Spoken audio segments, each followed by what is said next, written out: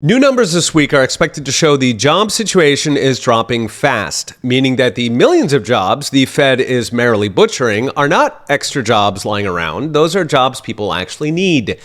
The other day I talked about how thousands of homeless encampments spreading across America are not actually counted as unemployed.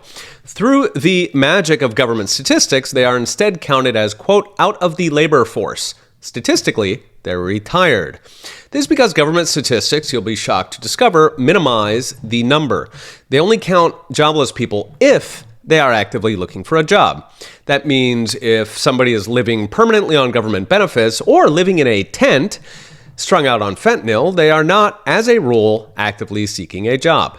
It turns out that is a lot of people, and it's rising fast. If we compare to the Trump-era trend, there are about 3.6 million missing American workers in the past 3 years alone. Where did they all go? Well, 2.5 million went on disability, which soared over the past 3 years, and the last million are simply not being counted. If we did count them, we'd be looking at an unemployment rate right now of about 6%, which is smack dab where we were at the start of the 2008 crisis. But the sugar-coated books are only half the story, because even with the bank crashes, we haven't even begun to feel what the Fed's economy-choking hikes will do to jobs. Now, it's well accepted that there's a big policy lag in rate hikes, meaning once you raise interest rates, it'll take something like 12 to 18 months for the effects to hit the economy.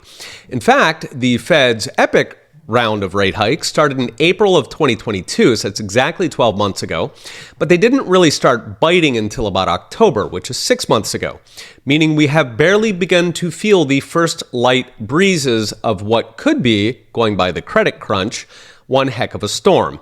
And that's where the new jobs numbers come in, because they're saying that light breeze is already toppling buildings, starting with job openings.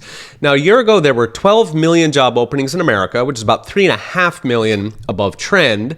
That was back when nobody wanted to work, so McDonald's was offering 15 or 20 bucks an hour.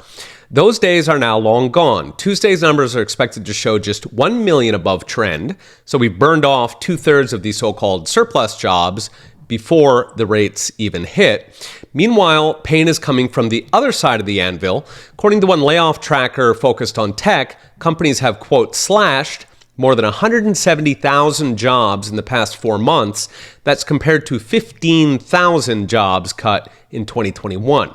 So we could be in for a whole lot more pain in jobs, suggesting that the Fed's current strategy of sacrificing jobs to hide the inflation it created is going to backfire. In fact, it could lead to stagflation, this time combined not with $20 McDonald's jobs, but with millions of jobless desperate to make ends meet. Okay, we'll be watching. See you next time.